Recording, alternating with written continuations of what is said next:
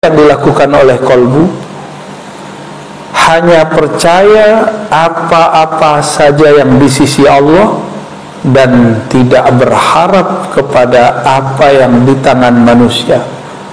Mau naik pangkat nggak? Jangan lagi masalah itu, tapi sudah masuk kepada meleburkan kehendak kita dalam kehendak Allah. Artinya kita nggak berkehendak kecuali emang Allah ridho gitu.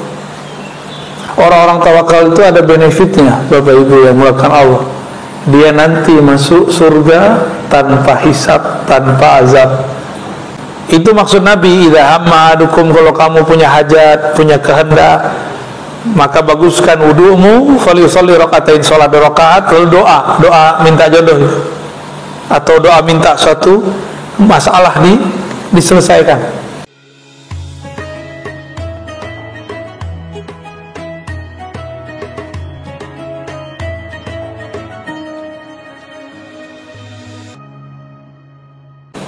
Kita membahas bab tawakkul, ya, kalau bahasa Indonesianya tawakal.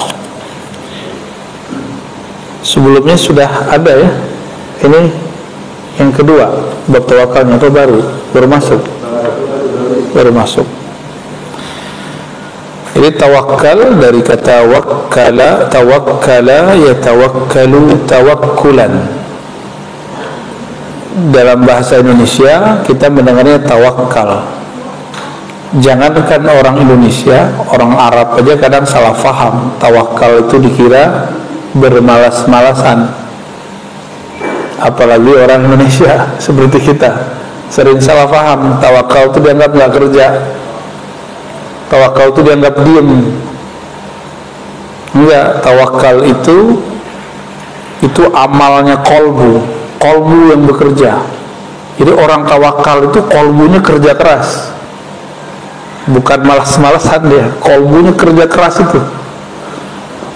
At-tawakkul huwa thiqatu bima 'inda Allah wal ya'su 'amma fi aydin nas. Apa yang dilakukan oleh kolbu?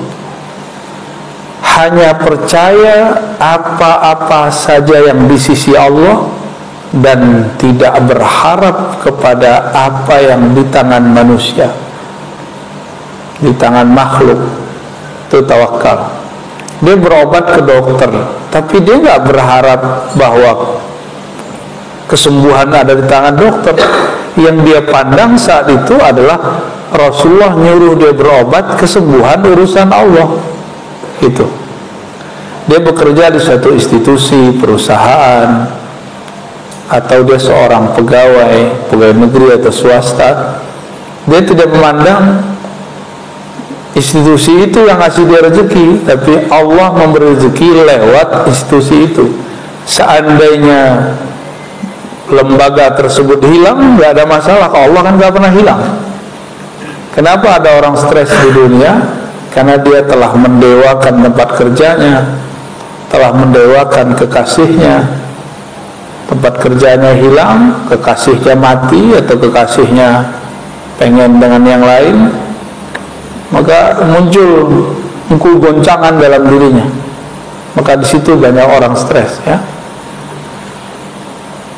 Maka tawakal tidak ada kaitannya dengan orang malas, ya. Justru orang tawakal itu kolbunya kerja keras. Dia buang rasa harap kepada makhluk, yang dia tumbuhkan cuma trust, percaya kepada Allah Subhanahu wa ta'ala. Dan ini kerja yang berat bagi kolbu, sangat-sangat berat bagi kolbu.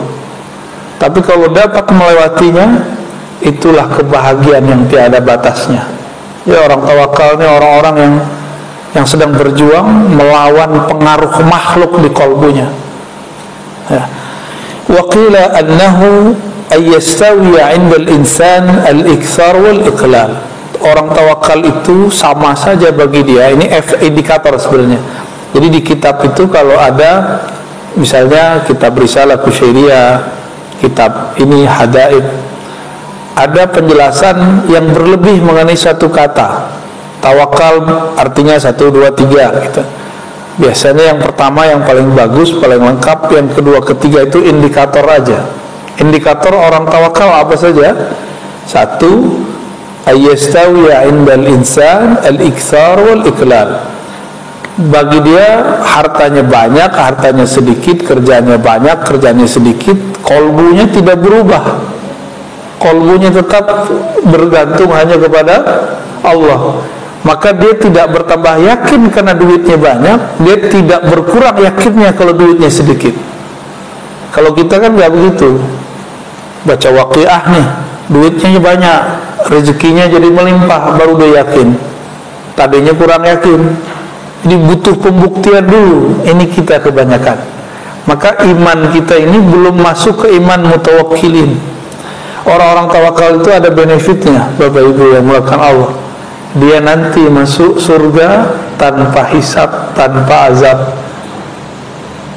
Orang dihisab di sana, dihisabnya paling cuma 2 hari, tapi 2 hari akhirat. 1 hari di sana sama dengan 1000 tahun.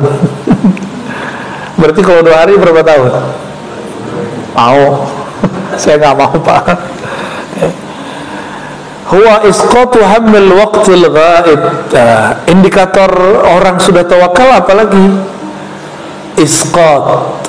Isqat itu menggugurkan hammil waqtil ghaib. Angan-angan mengenai waktu besok. Waktu yang belum ada. Besok itu masih gaib ya? Masih gaib. Gaib itu bahasa Arab artinya yang tidak terlihat. Tidak panjang angan-angan untuk masa depan. Mempersiapkan masa depan boleh, mempersiapkan itu dengan bekerja, baik pekerjaan badan atau pekerjaan hati. Sedangkan angan-angan mainnya di sini. Coba kalau saya begini, nanti saya kalau begini. Kebanyakan berandai-andai. Orang ini belum disebut tawakal. Bertawakal itu isqatu hamil waqtil ghaib. Jadi kita nggak usah pikirin besok kejadiannya apa, jalannya aja hidup hari ini, besok pasti beres. Ya, ntar kalau virus berikut datang lagi gimana? Ya sudah. Jika kita ridho mati syahid, jika kita berjuang dan selamat, ya insya Allah Allah gugurkan dosa-dosa kita. Ya, tidak ada kaitannya orang kena virus nggak kena virus, munafik tidak munafik. Kawan saya orang paling soleh kena COVID juga, Pak. Mati lagi. Apakah dia munafik? Menurut saya yang munafik. Ya, dia meninggal. Padahal orangnya soleh, nggak pernah bohong menurut kita. Ya. Jadi nggak usah dikait-kait, suka-suka Allah lah. Ya. Suka-suka Allah. Jangan cocok logi. Ya. Apalagi indikatornya baqaul abdi ma'allahi ta'ala bila alaqah.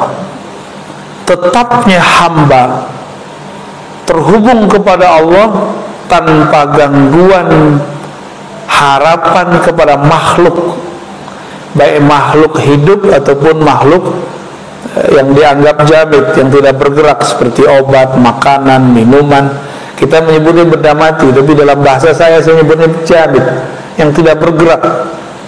Karena saya meyakini alam semesta ini hidup semua, tapi dalam bentuk hidupnya sendiri, bukan hidup ala kita. Ya. Wa tafsirul alaqa ma dzakarahu Yahya ibn Mu'adz ya fi qawlihi labsa as-sufi hanud wal kalam fi zuhdi hirfa. Ini enggak usah dibaca. Indikator berikut at-tawakkul tamamul yaqin billah. Orang yang disebut tawakal itu orang yang yakinnya sempurna kepada Allah. Yakin nggak hari ini Allah jamin rezeki? Bukan berarti kita nggak mau kerja. Kebetulan memang hari libur, benar? Ya. Besok yakin nggak Allah jamin rezeki? Ya kita kerja. Kerja yang bisa kita buat. Kerja itu jangan kemudian versi kebanyakan orang. Ya. Kalau mohon maaf ya, kebanyakan kita kan berpikir sibuk, yang penting sibuk, tapi duitnya nggak jelas. Nggak itu yang penting. Yang penting sebenarnya hasilnya. Ngapain kemudian dari pagi sampai sore, sore sampai besok lagi, tapi hasilnya at-ta'ab, hanya lelah. Apalagi membuat hati kemudian terganggu hubungannya kepada Allah Subhanahu wa taala.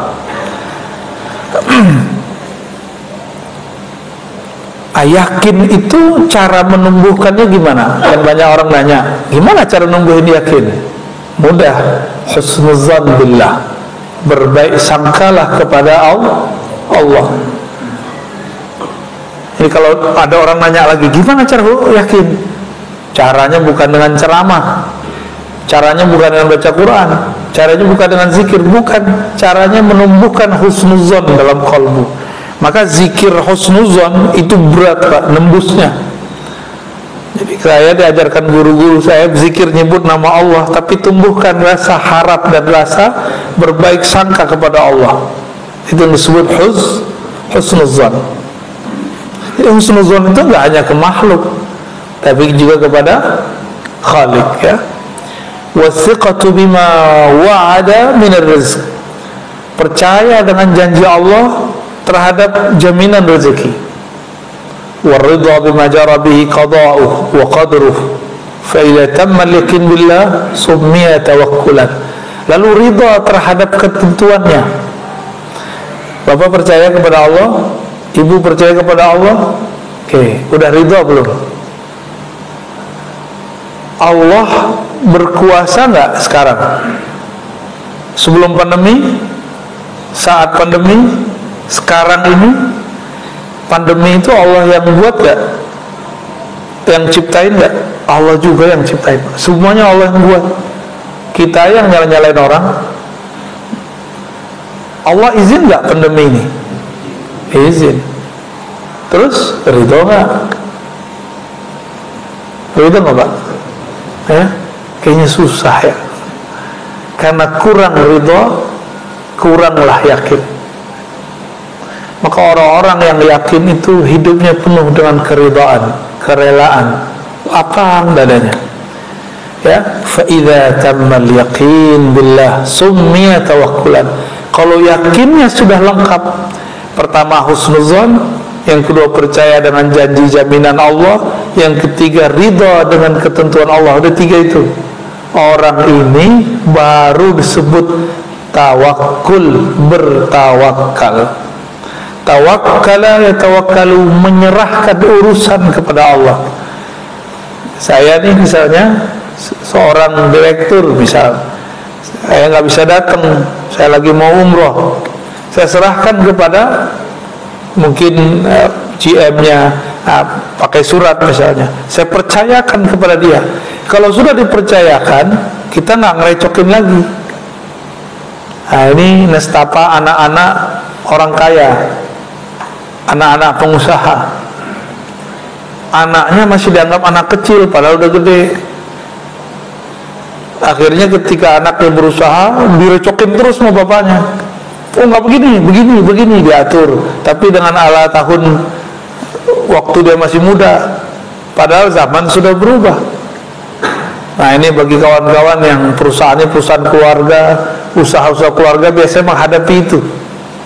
Kita mau nyerahin ke anak, mewarisi kepada anak, tapi kita nggak benar-benar mempercayakan kepada dia, gitu. Maka orang-orang ini belum disebut menyerahkan. Maka tawakul itu artinya penyerahan total kepada Allah secara ruhiyah, secara ruhiyah. Adapun secara zahir, secara penampakan lahiriah, dia tetap terlihat berusaha, tetap terlihat berobat kalau sakit dan lain sebagainya. Wa qila atawakkul bidayah wa huwa sifatul mu'minin, wa taslim wasitah wa huwa sifatul awliya, wa tafwid nihaya wa sifatul khawasil khawas. Ada lagi ungkapan tawakal itu ada levelnya. Ada penyerahan biasa, ya udahlah terserah Allah lah. Ini sifat orang beriman, tapi baru makom pertama. Tawakal versi pertama. Tawakal level kedua, at-taslim wasitah, yaitu dengan taslim. Taslim itu bukan lagi sekedar ngomong wah saya berserah, tapi sudah mulai kepada kepasrahan. Taslim itu memasrahkan kepada Allah Subhanahu wa ta'ala. tapi kepasrahannya belum total, masih level kolbunya. Tapi ini sudah wali, Pak. Kebanyakan wali levelnya di sini. Makanya wali itu ada dua model, ada wali am, ada wali khas. Wali umum, ada wali khas, wali yang spesial. Inilah at-tafwid. Dia tidak hanya berserah dengan kolbunya, tapi sudah dengan ruhnya. Maka geraknya dia itu atas geraknya Allah Subhanahu wa ta'ala. Faqad madaha Allah ta'ala tawakkul wa hatha alayhi man yatawakkal Allah fa huwa hasbuh. Ya. Secara umum di surat At-Talaq kasusnya di situ perceraian. Tapi ayat ini bersifat umum.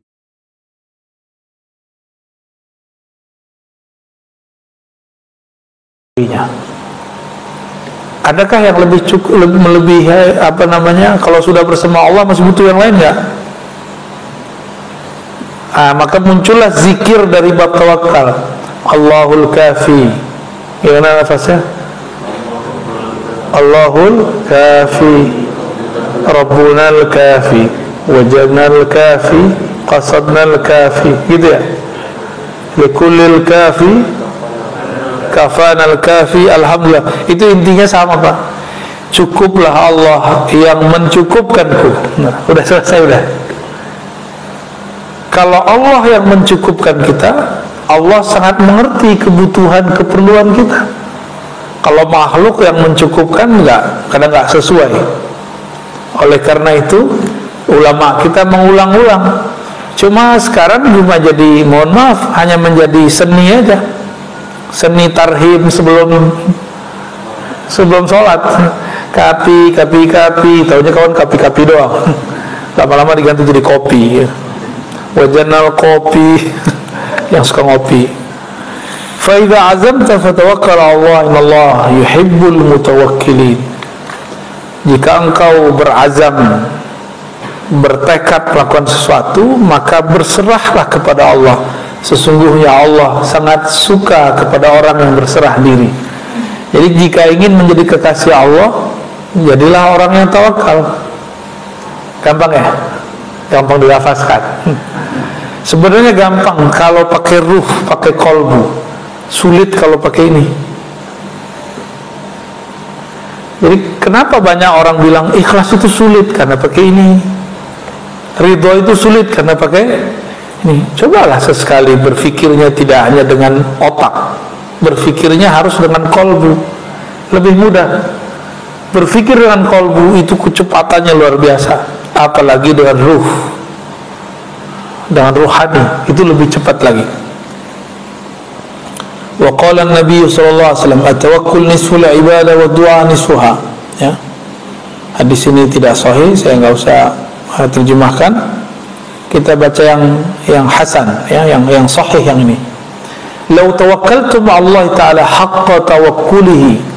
Seandainya kamu bertawakal, berserah diri, pasrah kepada Allah, saya garis bawahi, di dalam qalbumu, bukan berarti dia malas-malasan.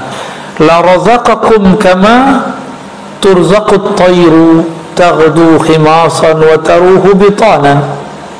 Seandainya kamu berserah diri kepada Allah di dalam hatimu, haqqa tawakkuli, dengan tawakal yang sebenar-benarnya, la razaqakum, dia akan memberimu rezeki seperti burung diberi rezeki tanpa perlu bekerja di suatu perusahaan, satu lembaga. Berangkat perutnya kosong, khimasan, pulang perutnya kenyang. Itu burung mikirin nggak besok pagi makan apa? Enggak, dia nggak mikirin. Jadi kita ini tawakalnya kalah sama burung. Kita udah mikirin besok makan apa ya, besok makan apa ya. Ya itulah manusia, ya. Wa qala Luqman li ibnihi, ya bunay, inna ad-dunya bahrun 'amiq qad ghariqa fihi katsirun minan nas. Wahai ananda, kata Luqman, wahai anakku, dunia itu seperti lautan yang dalam, yang mana banyak manusia yang sudah tenggelam dalam dunia bekerja, benar, tenggelam dalam dunia rumah tangga, urus anak, khidmat kepada suami, suami mencarikan nafkah, itu yang disebut bahrun amik. Faltakun safinatuka fiha taqwallah, maka jadikanlah kapalmu, yaitu kendaraanmu, takwa kepada Allah. Wa syira'uha tawakkul 'ala Allah, lalu perjalanannya penuh dengan tawakal kepada Allah. La'allaka tanju wa ma azunnuka najian, semoga kamu sukses walaupun itu sulit, kata beliau, ya. Wa ma azunnuka najian. Wa alam anna tawakkul ala qismain. Nah, tadi kita sudah bagi tawakal tadi ada 3, kalau di sini dibagi menjadi 2. Ada tawakal orang awam. Awam ini umum, kebanyakan orang beriman ini. Tafidu amr rizqi ilallah, hanya berkaitan dengan penyerahan rezeki kepada Allah. Jadi orang awam itu kalau ngomong tawakal babnya rezeki mulu, duit mulu. Kita banget ya, bener. Kapan hidup ini nggak mikirin duit? Baru naik makomnya dari makom awam ke makom khawas. Itu sama aja, mau ustadz gak ustadz sama. Serius. Jadi kalau si ustadznya nggak belajar kerohanian, nggak berlatih rohaninya, itu mahabbah fulusiyahnya tinggi sekali. Tahu mahabbah fulusiyah, Pak? Cinta duitnya, masya Allah, ya. Ada yang naik dikit, cinta viral. Connect kan tuh.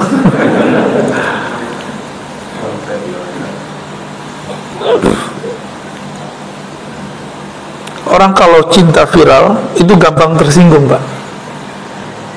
Gampang tersinggung sama yang ngundang.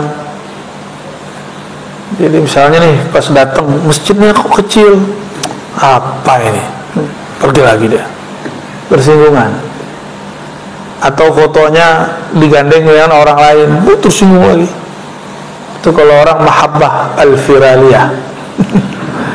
Bahasa Arabnya mahabbatus syuhrah, cinta viral.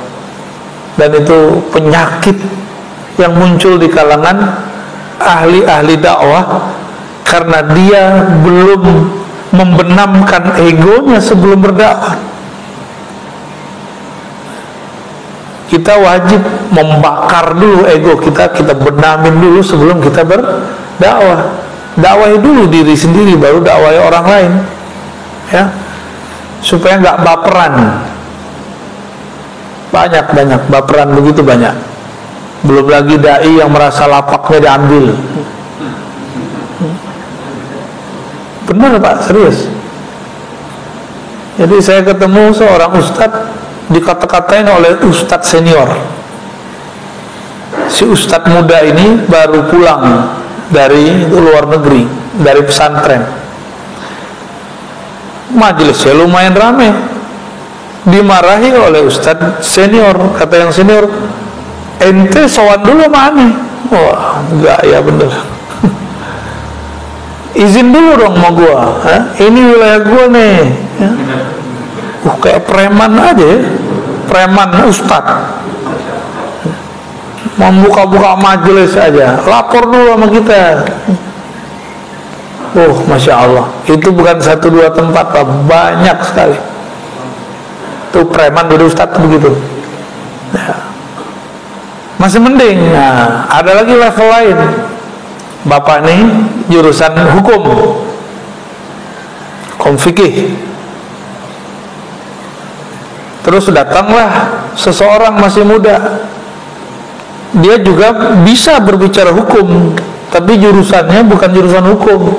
Ternyata dia cuma tamatan pesantren.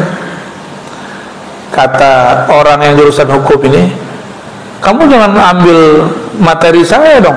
Itu kan materi saya yang kuliahnya hukum, kamu kan bukan. Saya aja ngajar, kamu gak usah. Wah, itu udah banyak, Pak, ya. Jangan ambil dong bagian saya, gitu. Nah, ini akibat tidak membenamkan egonya sebelum dakwah. Maka dalam kitab Ibnu Athaillah disebutkan udfun wujudaka fi ardil khumul, benamkan dulu wujud sombong di ardil khumul, di tanah ketawaduan. Itu maksudnya. Khumul itu nggak kelihatan sama orang, mastur, sehingga nanti sama aja rasanya, mau terkenal nggak terkenal sama, mau viral nggak viral sama. Karena dia kemudian bukan menjadi hamba syuhrah, hamba kemasyhuran. Dia bukan jadi hamba yang juga pengen sembunyi-sembunyi, enggak.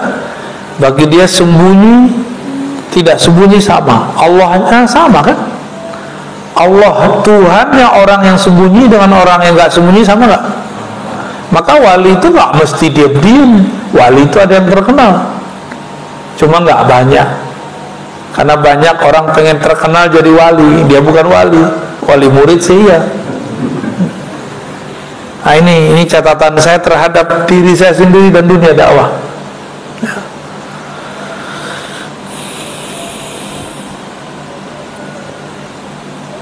Jadi kalau orang awam ngajarin tawakal, ustadz awam ngajarin tawakal hanya bab fulus atau bab zahir, sakit, sehat gitu. Jadi datang ke kiai, bagi doain anak saya sakit, nah, nanti diajari doa, serah kepada Allah. Jadi tawakalnya baru di level yang materi, yang zahir, yang tampak. Bagi doain dong, saya masih jomblo, kata si jomblo. Ini jomblo ini ya. Doalah kiai ya. Begitulah terus, nggak naik-naik pangkat, nggak naik-naik pangkat. Tawakalnya masih urusan rezeki zahir. Adapun tawakalnya khawas, dia leburkan kehendaknya dalam kehendak Allah, egonya dalam wujud Allah. Itu yang disebut tawakal wali. Tawakalnya wali-wali Allah. Maka wali Allah itu tidak ada wali Allah yang hakiki ya, yang doa ya Allah angkatlah pandemi, nggak ada. Antum coba cari walinya, kalau dia ngerti ma'rifatullah, mengenal Allah, Allah memang sekarang lagi menginginkan ini kok. Memang Allah sedang menginginkannya, tinggal kita ridho atau tidak ya. Jadi tawakalnya al-khawas tidak hanya urusan rezeki, tapi urusan adab. Udah masuk ke bab adab ya.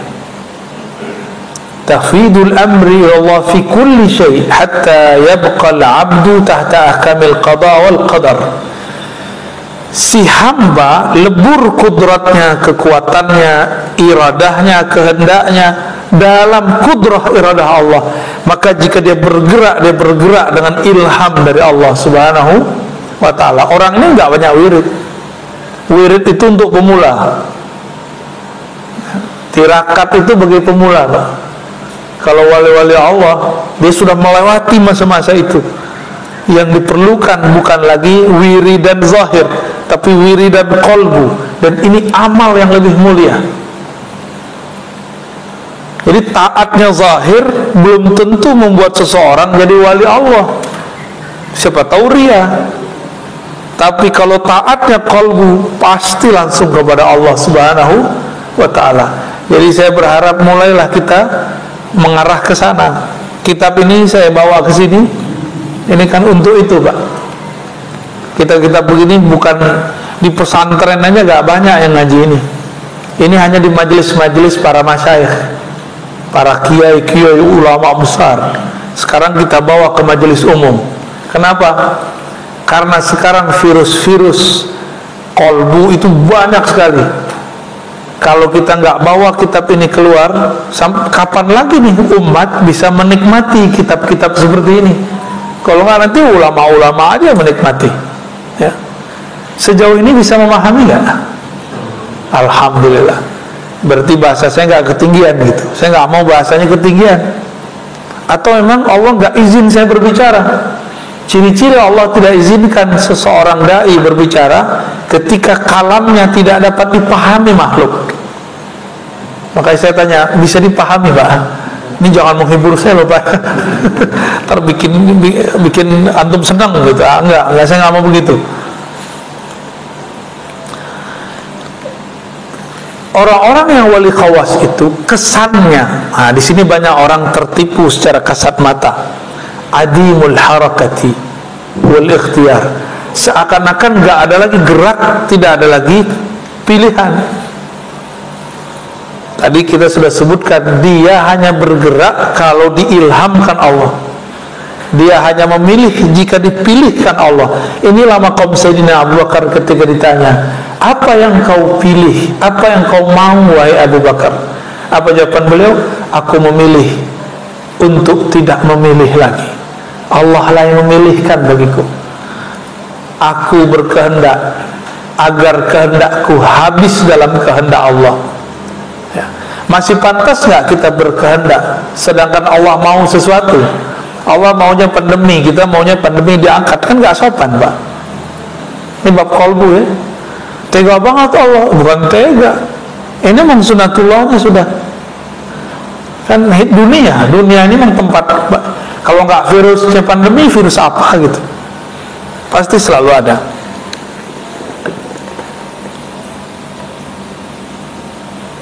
Nah, maksudnya apa?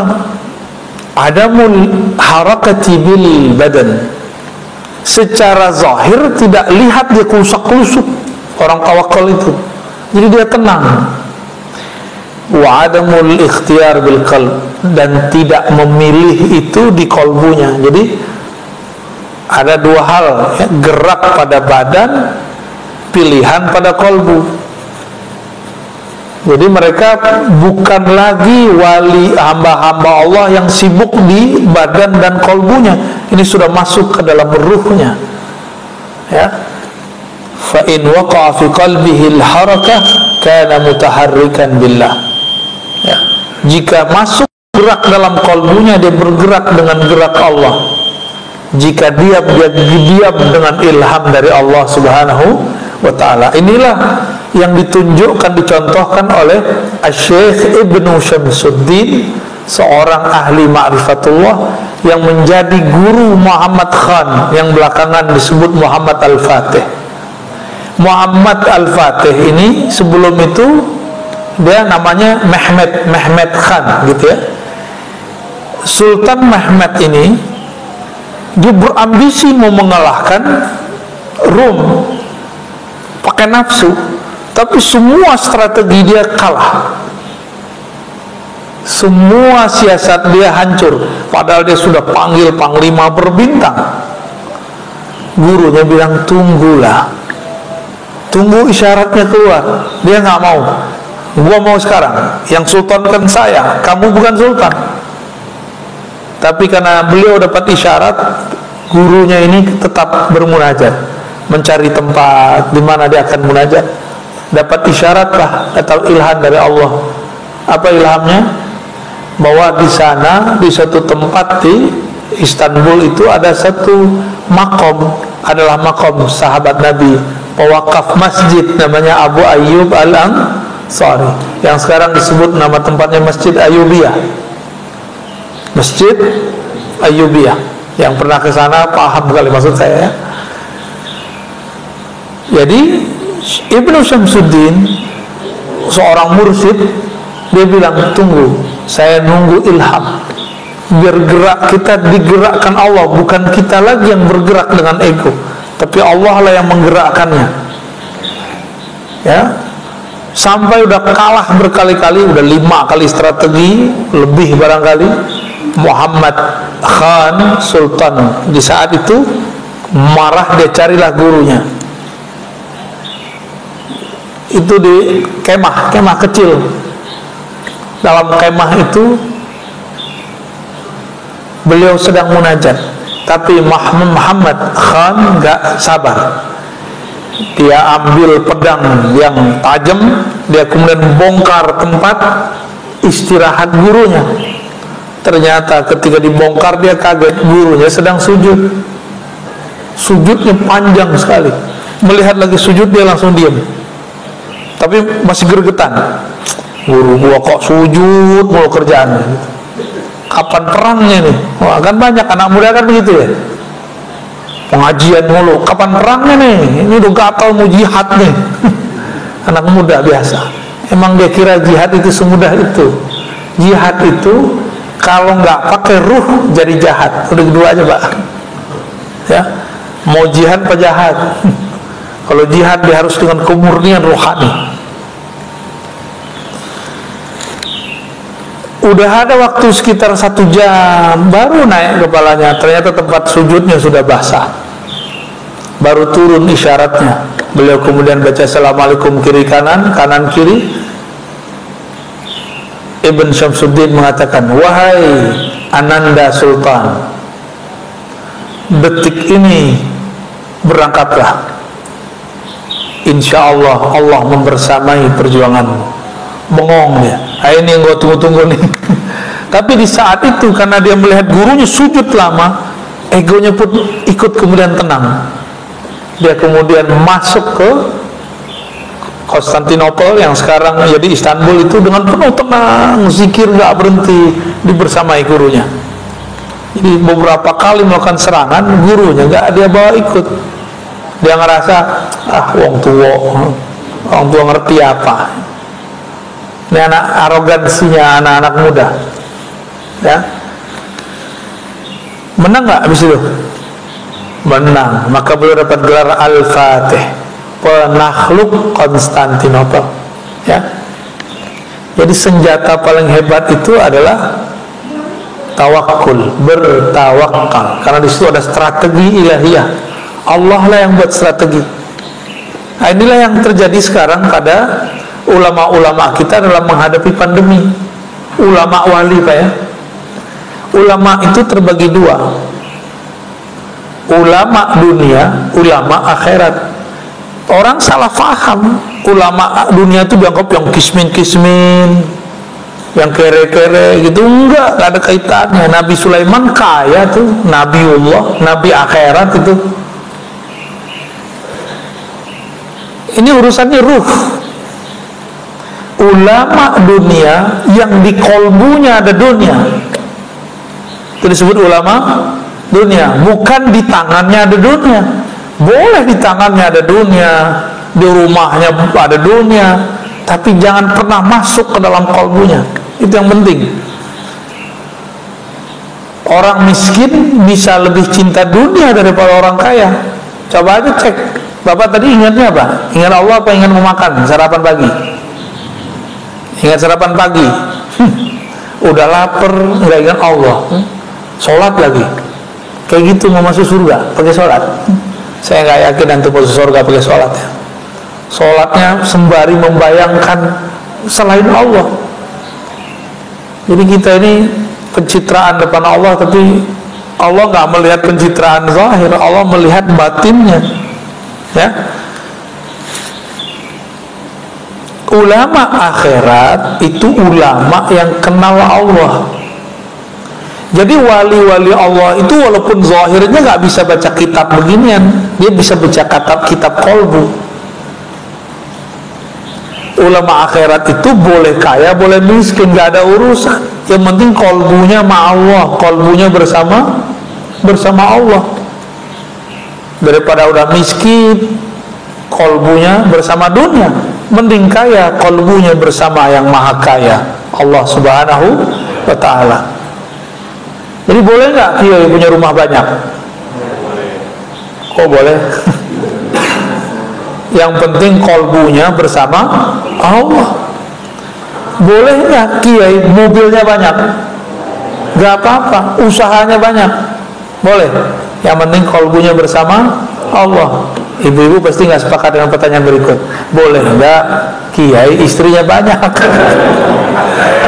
Ya boleh, yang penting kolbunya bersama Allah. Maaf ibu ya. Itu jangan diteruskan Pak ya, nanti bisa perang dulu mantar.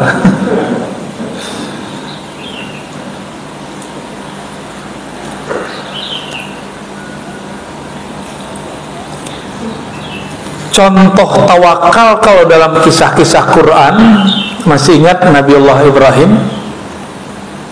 Masih ingat? Nabi Ibrahim waktu dilempar ke dalam api, siapa yang datang? Malaikat datang. Yang datang bukan malaikat biasa, yang datang pemimpin malaikat luar biasa, Sayyidina Jibril. Beliau menawarkan bantuan. Itu kalau Sayyidina Jibril ngeluarin sayapnya satu aja, Pak, ketutup negeri Namrud. Raja Namrud mau negerinya hancur semua, cukup begini nih. Karena sayap dia itu luar biasa sekali. Tapi Sayyidina Ibrahim nggak mau, karena itu melanggar kode etik nubuat. Jadi nabi-nabi itu walaupun doanya mustajab, dia nggak boleh mengeluarkannya di dunia. Kata Rasulullah SAW, inni khaba'tu, aku menyembunyikan doa-doa mustajabku. Nggak boleh sembarangan pakai. Untuk apa? Beliau sembunyikan untuk nanti, sekarang akhir zaman dan nanti di padang mahsyar. Coba kalau Nabi Muhammad pakai hak beliau seperti Nabi Nuh. Nabi Nuh dapat hak memberi syafaat nggak? Sampai Nabi Muhammad kasih izin baru dia dapat izin. Jadi Nabi Muhammad bilang, hai para nabi, aku izinkan kamu membantu umatmu, baru boleh bantu. Kalau nggak boleh bantu. Maka saat nabi-nabi itu membantu umatnya, itu bukanlah syafaat nabi tersebut, tapi syafaat baginda Rasul Sallallahu Alaihi Wasallam. Nabi Ibrahim Al-Khalil, beliau ketika ditawarkan oleh malaikat Jibril, ini kalau antum ditawarkan malaikat Jibril gimana? Mau ya? Seneng? Maunya begitu. Misalnya datang nih Jibril ngucapin salam, oh kayaknya girang banget ya. Padahal belum tentu Jibril kan? Saya tahu Mas Bril. Saya tahu Azazil. Azazil tuh mirip dengan Jibril. Kalau dia nyamar tuh mirip sekali. Karena sayapnya jumlahnya hampir sama dulu dengan Jibril, si Azazil iblis itu. Bedanya sekarang udah patah, gitu aja. Jumlahnya sama persis. Maka kehebatannya Azazil hampir sama dengan gurunya Jibril. Jadi dia itu guru gitu. Nah, kita ini kan umat akhir zaman. Rasulullah nggak pernah menggunakan doa-doa yang dahsyat itu di saat beliau masih hidup. Ditahan-tahan terus. Doa itu adalah emosi yang bercampur keyakinan untuk menghancurkan musuh. Nah, itu yang terjadi pada zaman Nabi Nuh. Nabi Nuh emosi, yakin tumbuh, hancurlah kaumnya. Ya Allah, jika Engkau biarkan umatku hidup, mereka akan melahirkan orang-orang yang lebih rusak dari sekarang. Itu kata Nabi Nuh. Karena beliau bercampur keyakinannya dengan emosinya. Nabi Muhammad yakin emosinya terkendali. Umur cuma 63, tapi lebih dewasa dari Nabi Nuh yang 950 tahun. Maka yang paling berhak menjadi pewaris Rasulullah orang-orang yang mampu mengendalikan emosinya. Gimana? Kita masuk yang mana? Kayaknya saya aja nggak lolos, Pak. Boleh antum semuanya. Emosi ini bukan emosi-emosi biasa. Ini emosi kita. Kita punya kekuatan untuk menghancurkan dia, tapi kita nggak hancurkan. Nah, itu dia. Pernah nggak punya kesempatan mau menghancurkan orang, tapi kita nggak lakukan? Ah, berarti antum dimensi rohaninya sudah mulai bagus. Itu cuma umat Nabi Muhammad yang bisa begitu. Umat terdahulu hampir semuanya nggak ada. Nabinya aja nggak ada yang sabar kok. Jadi sesabar-sabarnya Nabi terdahulu, itu jauh lebih sabar Nabi kita Muhammad Sallallahu Alaihi Wasallam.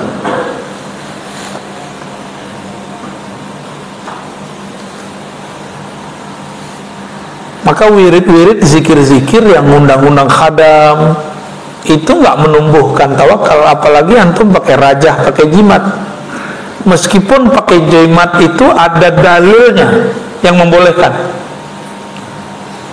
Tapi kalau meskipun ulama ini membolehkan, saya mensyaratkan satu, harus bab tawakul. Kalau nggak usah pakai jimat, ya. Kenapa? Karena nanti justru mendewakan si jimat, syirik khafi yang muncul di kolbu. Nah ini yang berbahaya. Untuk penulis jimat itu ada ilmu, Pak. Kita tahunya kan sok-sok ahli tauhid, anti jimat, tapi giliran minum obat berharap kesembuhan dari obat, itu lebih parah daripada pakai jimat. Ya, makan meyakini nasilah yang mengenyangkan, itu lebih parah dari pakai jimat. Masih begitu nggak? Ya, itu jimat perut namanya. Banyak orang sok-sok ahli tauhid, kalau ketemu jimat dibakar-bakarin. Tapi ya salah, dia kalau makan dia bergantung kepada nasi, bukan kepada Allah yang menciptakannya.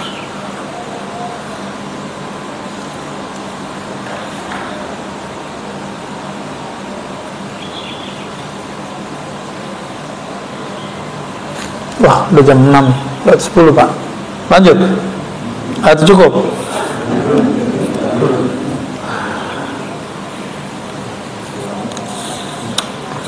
Jadi beda tawakal orang awam dengan wali.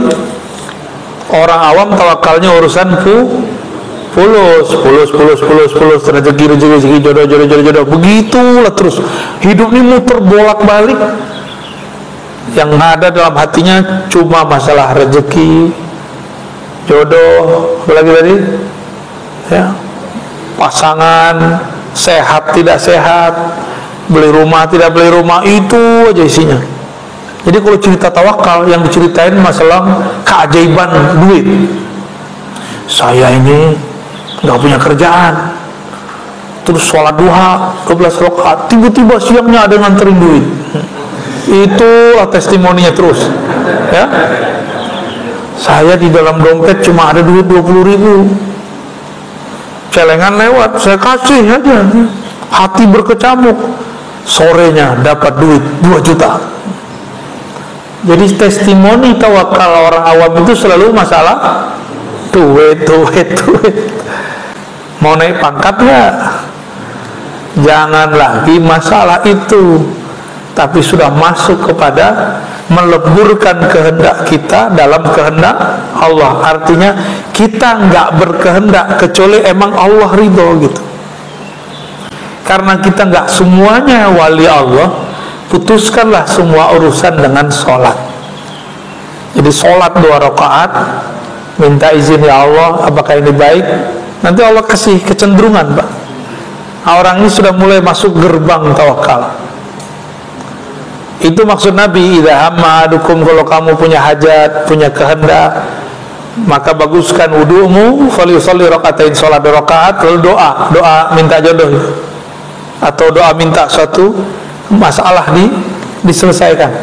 Itu orang sudah masuk gerbang tawakal awal. Dia mengatakan, ya Allah, jika kerjaan ini baik maka mudahkan, jika tidak tolong jauhkan. Kalau itu gampang, Pak. Yang paling susah itu ini, masalah jodoh. Jodohnya dia udah senang duluan, terus ngomong, ya Allah, jika dia baik percepat ya Allah. Nah, kalau itu gampang tuh. Jika dia kurang baik, nah itu kayaknya susah membacanya. Benar gak? Jika dia kurang baik, ya Allah, tolong jauhkan. Itu kayaknya susah dilafazkan. Padahal kalau antum sanggup melafazkannya dari kolbu, itu sudah masuk ke gerbang tawakal pertama.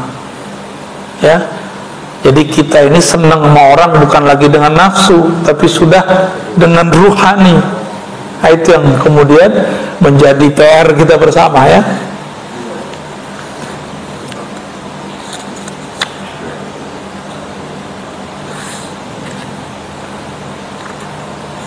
Udahlah ya, kebanyakan. Gimana? Cukup? Baik Ustaz, pagi ini ada banyak pertanyaan sebenarnya. Coba dong. Hanya waktu 15 menit. Ini dari pertanyaan pertama saya bacakan dari YouTube saja. Ini nanti selanjutnya YouTube kita kasih. Yang pertama dari YouTube. Assalamualaikum Buya, pertanyaan saya, jika Allah pertemukan kita dengan orang yang suka pada maksiat, mengajak kita pada maksiat, apakah masih kita husnuzon bahwa Allah menghantarkannya pada kita atas satu sebab yang baik. GR amat tuh. Ya, itu kesempatan, ya. Kesempatan bukan kesempatan maksiat, Pak. Kesempatan untuk ngetes diri, tergoda nggak? Yang kedua, bisa bawa dia nggak? Gitu. Jadi dai itu nggak mesti duduk begini. Dai yang hebat itu dai yang tadi temennya maksiat, sekarang jadi nggak maksiat. Itu dai beneran. Saya ini mu'alim namanya. Kebetulan konteksnya dakwah. Kalau mu'alim sebenarnya kan bapak yang datang ke saya. Ya gengsi Pak. Tapi karena konteksnya dakwah, saya datang ke sini. Namun kita ramu dalam bentuk taklim. Supaya apa? Supaya ngomongnya terarah dan terukur, ada kurikulumnya, yaitu kitab ini sendiri. Kalau enggak nanti saya ngomong yang dulu ya saya omongnya diulang lagi sekarang. Ya. Pernah nggak ikut pengajian begitu? Ikut ustadznya udah sehari 3 tempat omongannya sama. Wah, itu pengalaman saya waktu kecil, Pak. Waktu kita masih remaja, kita lagi seneng-seneng hijrah tuh. Kemana aja pergi, itu kita ikutin si dai, si ustadz, si kiai. Tapi kok omongannya sama aja. Lama-lama saya mikir jenuh. Itu si kiai ilmunya nggak di-upgrade ya. Tahun besok sama, tahun besok lagi sama. Tapi dia kalau ngomong sama saya, utlubul ilma, tuntutlah ilmu, walau bisin, walau ke Cina. Dia nggak tahu kalau kita ini bakal ada masalah sama Cina ya. Saya kasih tahu, ya itu hadis menurut ahli hadis dhaif. Serius? Kamu suul adab sama saya? Itu hadis saya itu. Jadi kalau kita yang nyampein begitu disebut suul adab. Dia nyuruh kita belajar, tapi dia dari kecil, dari dulu sampai sekarang tidak pernah mempelajari kembali dalil dia ini benar apa enggak. Nyuruh orang ngaji, tapi dianya nggak berani ngaji lagi. Nah itulah gawatnya kalau ustadz terlalu pinter, nggak mau ngajar pakai kitab. Jadi kalau ngajar itu pakai kitab aja Pak. Ya, saya saran saya kalau ada ustadz usulkan ngaji kitab. Nanti dia akan terarah, dia nggak perlu persiapan aneh-aneh. Nggak perlu kemudian mikir. Ya, ini pengalaman saya ngajar dulu, nggak lama sih Pak, setahun 2 tahun paling. Setahun 2 tahun ngajar nggak pakai kitab. Sebelum mengajar tuh membahas apa ya? Ini udah kemarin, itu udah kemarin, ini udah kehabisan stok kita. Saya tanpa buku adalah sekitar 50 materi di sini, tanpa perlu persiapan dulu. Ya. Tapi kita kan lupa juga ini udah disampaikan belum. Akhirnya kita istikharah, dapat isyarat lah, kamu kalau ngajar pakai kitab aja. Nah sekarang alhamdulillah ini kan khazanah dari Allah Subhanahu Wa Taala. Kalau kita bedah nggak ada habis-habisnya.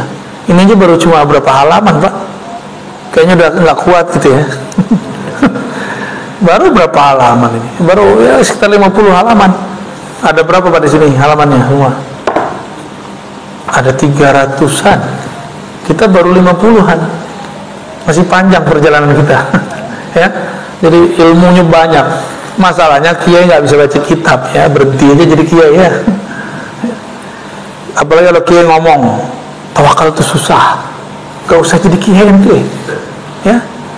Apalagi ngomong khusyuk itu sulit, berhenti jadi kiai ya. Kenapa?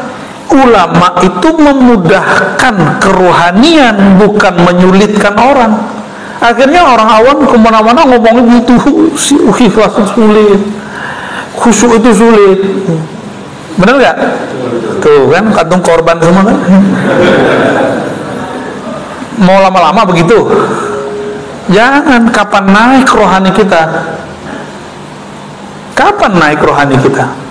Harus naik Pak. Ini zaman sudah begini, masa kita masih ngaji versi Ma'rifat tahun 90-an? Harus di-upgrade ma'rifatnya ya. Kira-kira begitu Pak ya. Mohon maaf, ini sebenarnya saya ngata-ngatain diri saya sendiri. Dulu kan kita ngomong begitu, ikhlas sulit, khusyuk sulit, itu saya ngomong Pak, bukan ustadz yang lain. Saya ngomong ke dalam diri sendiri. Kamu kalau begitu berhenti jadi ustadz. Akhirnya kita berguru. Benar, saya berhenti jadi ustadz, saya berguru dulu. Berbulan-bulan kita latihan rohani, latihan belajar. Allah kemudian baru kasih, oh ini yang disebut tawakal, oh ini yang disebut khusyuk. Itu maksud berhenti itu. Ya, kalau jadi ustadz terus kapan dia jadi muridnya? Ya, kira-kira gitu Pak ya. Jadi kalau tadi dia punya kesempatan, orang maksiat, jadi maksiat itu nggak akan berefek kecuali ada kesempatan. Mampukah dia menolak? Yang kedua, mampukah dia narik kawannya? Wallahu a'lam bishawab. Ya. Apa nih? Masih ono? Pertanyaan dari jamaah yang terima. Oke, ini sudah disortir ya. Bagaimana caranya mengajak orang-orang terdekat kita seperti istri, anak untuk tawakal kepada Allah? Ajarkan anak-anak dan istri berbaik sangka kepada Allah, husnuzan kepada Allah. Cuma itu caranya, nggak ada lagi. Husnuzan itu di sini atau di sini? Kalau hitung-hitungan ini Pak, istri akan cemburu kepada suaminya kalau suaminya kirim duit untuk keluarganya. Pernah digituin nggak? Mas, kita nih butuh, kebutuhannya banyak, jangan kirim-kirim mulu. Pernah digituin nggak? Wah, itu istrinya harus ngaji tawakal ya. Yang ketawa tuh ya, yang lain kayaknya masih malu ngaku. Jadi tahapannya belajar berbaik sangka kepada Allah. Itu cara tawakal, nggak ada lagi. Cuma itu jalur pintas. Kalau teori-teori udah banyak, teori sudah banyak. Tinggal coba hari ini belajar berbaik sangka kepada Allah Subhanahu wa Ta'ala. Apa kaitannya dengan ikhtiar, tawakal dan ikhlas? Wah, ini borong ya. Ikhtiar itu pilihan di dalam ini. Kolbu kita cenderung memilih apa, itu namanya ikhtiar. Jadi selama ini nyebut ikhtiar nggak ngerti maksudnya. Saya lagi ikhtiar nih, ternyata yang dimaksud ikhtiar itu usaha. Ikhtiar bahasa Arab dari kata ikhtara, yakhtaru ikhtiaran, artinya pilihan kolbu. Pilihan kolbu itu ikhtiar ya, yang bahasa Arab loh, bukan bahasa Indonesia. Kolbu, dia mengatakan wajjahtu wajhiya lilladzi fataras samawati wal ardh. Kolbuku aku hadapkan kepada Allah. Kalau menghadap kepada Allah, maka apa yang Allah lakukan, yang Allah pilihkan, itu yang kita pilih. Kita ini punya kolbu. Kolbu itu sebenarnya cerminnya Allah. Allah mandang di situ Pak. Coba lihat, kalau kita di depan cermin, tangannya gerak, di dalamnya gerak. Nah, kita ini dijadiin cermin. Sudahkah kita mengikuti cerminan kolbu itu? Juga sudah, baru disebut tawakal. Ya, jadi nggak ngelawan. Kapan gelisah muncul? Jika Allah menginginkan sesuatu, memilihkan sesuatu, lalu kita memilih yang di lain, yang di luar itu. Itu hubungan ikhtiar dan tawakal. Ikhlas, kalau ikhlas bab lain ya, nanti ada pembahasan khusus di sini. Insya Allah. Kenapa nggak diterusin mahabbah, khusyuk gitu ya sekalian? Bagaimana caranya zikir agar masuk ke dalam kolbu? Ya harus punya mursyid, punya guru. Orang mau baca tulisan aja ada guru TK, guru SD. Kita ini kurang adil ke dalam diri. Giliran untuk membaca yang tertulis pakai guru, untuk membaca zikir yang di dalam kolbu nggak mau berguru, nggak adil. Ini ketidakadilan manusia. Ya, saya bisa sendiri, baca kitab sendiri, baca buku sendiri, gitu. Banyak yang ngomong begitu sama kita. Ya sudah, jalani aja sendiri. Akhirnya udah belajar baca kitab macam-macam. Ini banyak kiai padahal kolbunya kering. karena tidak pernah belajar zikir kepada ahli qalbu. Cukup ya, barangkali udah mau 6:30. Semoga kajian ini diridhoi oleh Allah dan Allah memberikan anugerah ilmu tawakal dan amalnya untuk kita semua ya. Dan Allah berkahi negeri ini, karena alhamdulillah negeri kita masih diizinkan Allah untuk bikin kajian.